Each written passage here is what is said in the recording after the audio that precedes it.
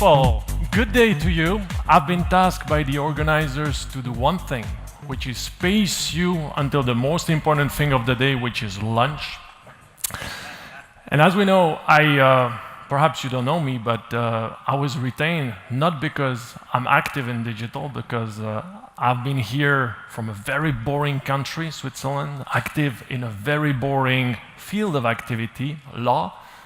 And actually, I thought that was not for me, so I moved to Dubai and I set up a platform which works with people like you, with entrepreneurs. And today we work with more than 1,000 SMEs in Dubai trying to push up their business. And in that capacity, of course, we have acted with many people witnessing their digital evolution, revolution. We also see a lot of disturbers coming to the market with new ideas, and we try to help them to set up. So the organizer told me, would you awfully mind take 2 or 3 of these disruptors with you so that they can do what the speaker just did now, showcase what they have done so that you can do it too in your own businesses. And I said, no, I will not do that, I will do better. I will try to bring you a man who has been active in the digital, creative, marketing field for the past 20 years, a man that has set up and sold several businesses, who today works and operates a startup fabric, active in different fields, music, community, and other fields. But what interests us most of all, he's a guy that is active in the digitalization of business. His name is Maurice Baldé. Maurice, please join me.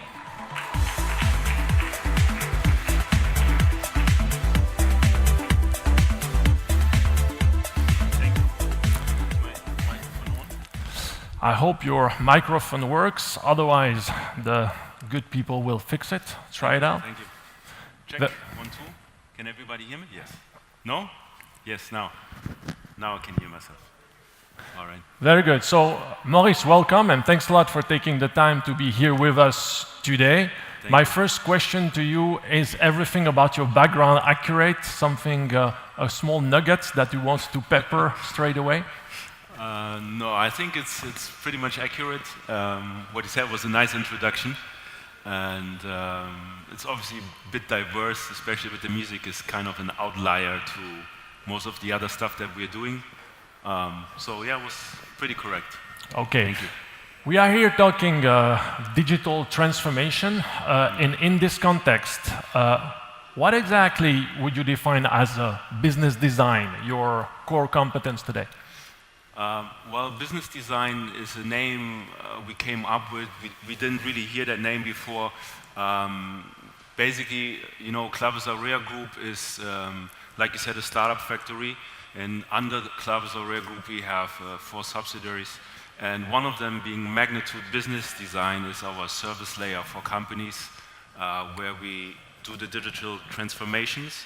So we just wanted to give it a better name for people to really grasp what it is about, and didn't always say like we do digital transformation. We call it business design, and it doesn't have to be necessarily digital, but in that context, it surely utilizes benefits of digital and sometimes just the way of thinking to it.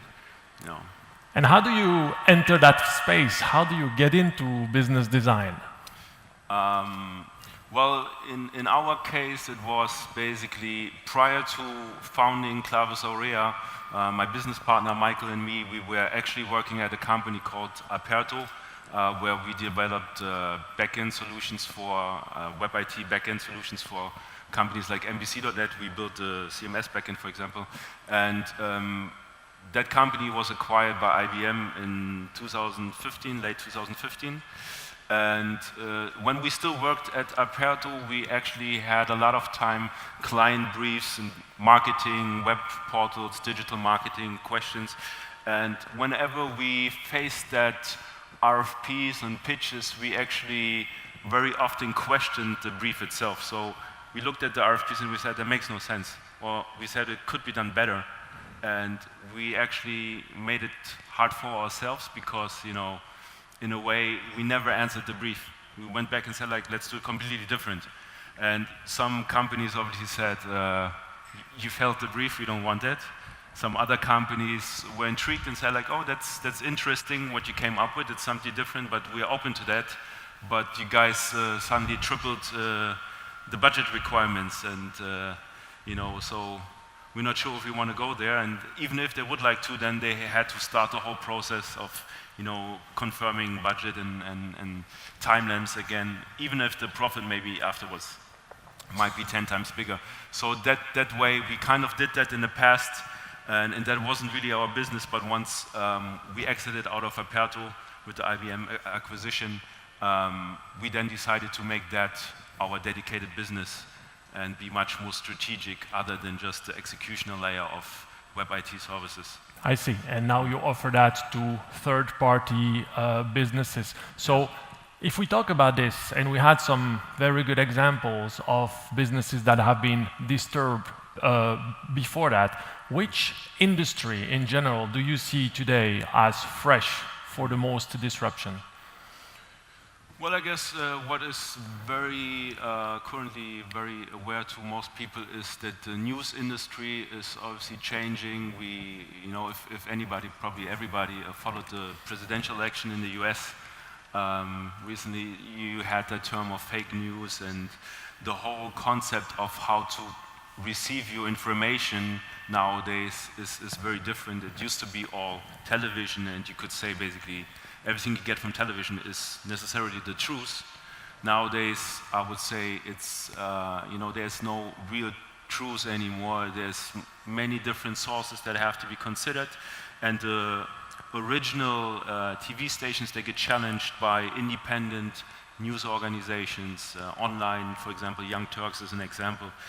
They have over 3 million subscribers online, and I think over 1 billion clicks so far. So this is a huge challenge for the established companies in that field.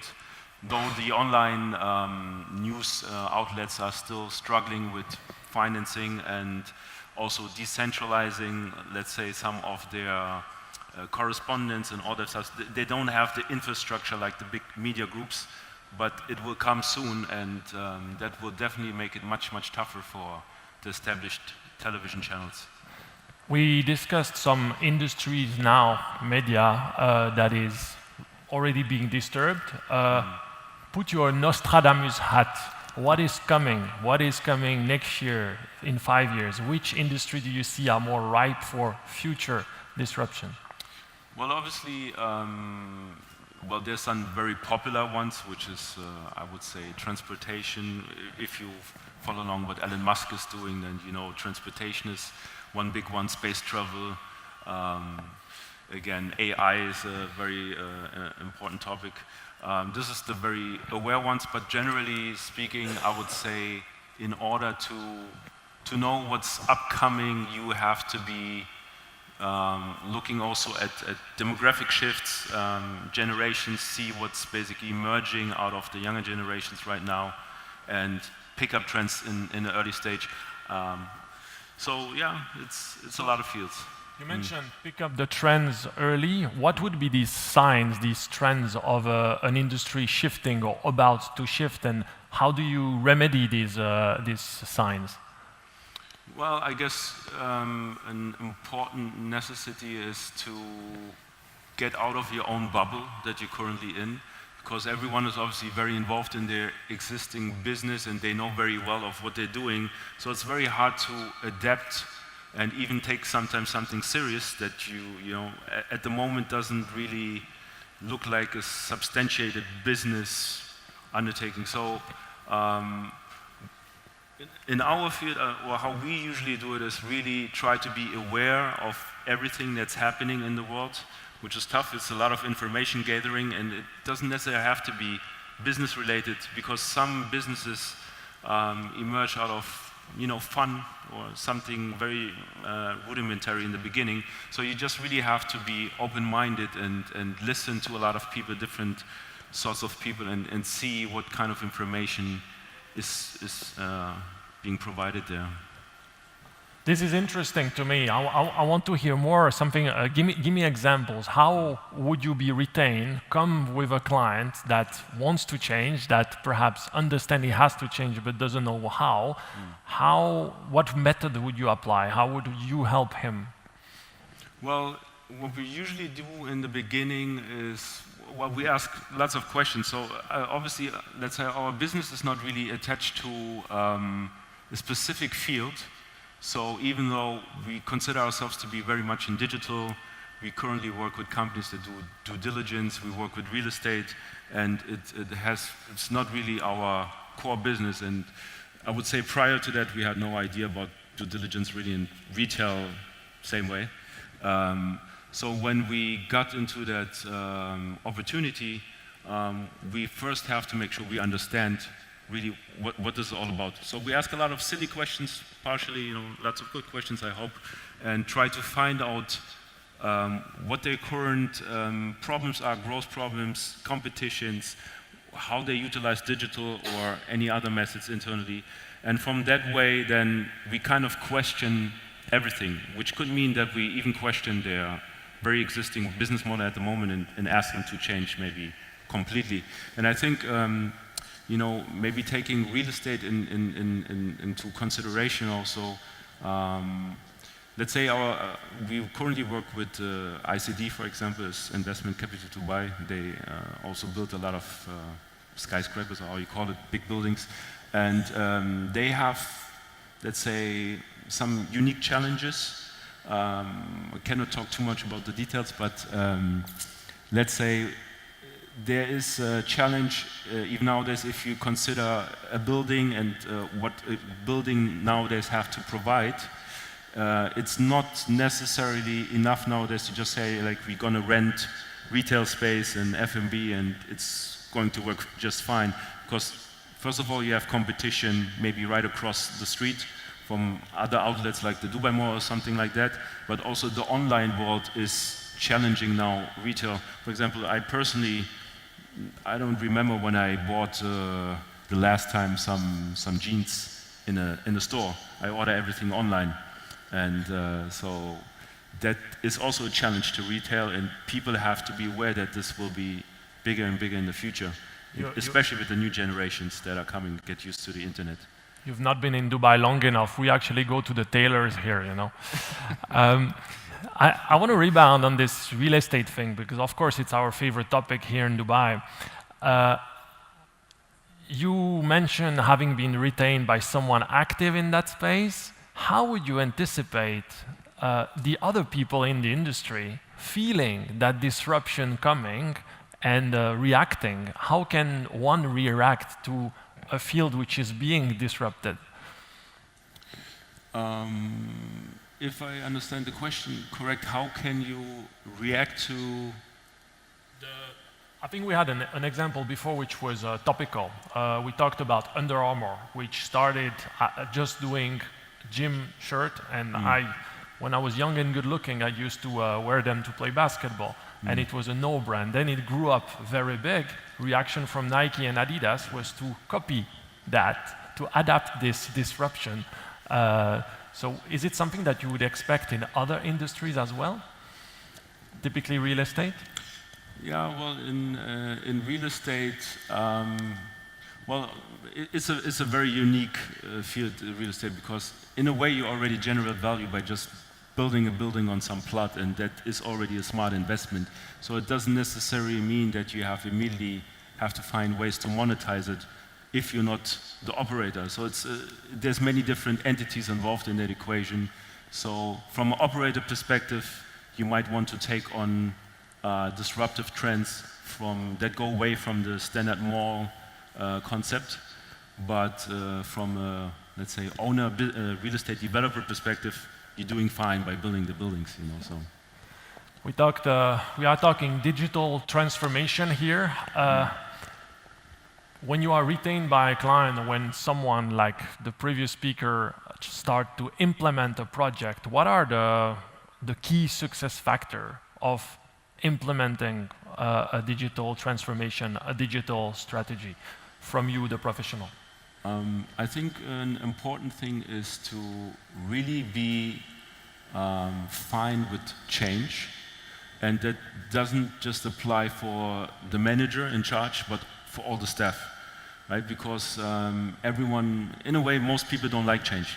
Maybe most people like to stick to what they know, what they learned, experience, and nowadays we would say it's much more important to be able to adapt and to learn, to take on new skills rather than to bank on experience. The experience is always the #1 criteria for everyone to say like, oh, this guy is very good, he's 20 years in the market, he knows what he's doing, he has that in that track record. But maybe with the challenges that your company is facing or the ambitions that you have, it's much better to have someone on your team who is able to adapt faster and take on new skills that might be very crucial to your, to your future endeavors. So I think that's something, the culture, implementing that culture of adaptation is a crucial element, and that is really key for every staff. So to paraphrase the previous speaker, the secret sauce is accepting change. Oh, I didn't hear that, but yeah, that's correct. Yeah. A question to you is, put your Nostradamus hat again, your clairvoyant hat. What are for you the best digital business opportunities coming forward? You mentioned some of them, please give us more. Well, I said the news industry, of course, is the one that is currently being disrupted. We also work on something which is in regards to fact-checking and basically giving a rating system to the credibility of sources, which I think is very important nowadays. When I have discussions with somebody and says like, it's this and this and this, I always say like, what's your source? And then he might say CNN, or he says this outlet or this outlet. And based on that, actually, based on that source, you get a sense of the credibility of that information, right? So source rating and fact-checking is an important area. I also think the marketing in terms of digital influencers, the whole way of influencers that is currently also utilized by a lot of companies that try to, get YouTube influencers with a lot of followers, or Instagram to promote their products or services. It's something that I think is currently very basic, and also the way of cash flow in terms of monetization towards these people and how that budget is utilized within that process is still in the beginning. So that's something that will definitely change. And most of all, I think that the whole advertising industry is about to be completely changed in terms of marketing budget. I think it will become extremely cheaper, much cheaper, extremely cheaper than nowadays, which will make it very tough for advertising agencies in the future to charge the same rates and be that kind of middleman, I would say, because the creativity, I don't want to go into too much detail, but let's say the position of being creative or marketing director in an agency and knowing what's the trend and how to put something in the market, that will shift away also in a more, let's say, crowdsourced approach where the power of the masses will actually define what is working, and the trend will come from there rather than being developed in an ad agency from somebody. That's very good news for all of you that are running an advertisement budget. You heard it here first. It will go down and you will do more business. Yeah. On this note, I will tell you one industry that is not going digital. This is the consumption of food. So I will thank you once again on behalf of the audience for these couple of nuggets of wisdom, and I wish you a good lunch and a good rest of the day. Thank you.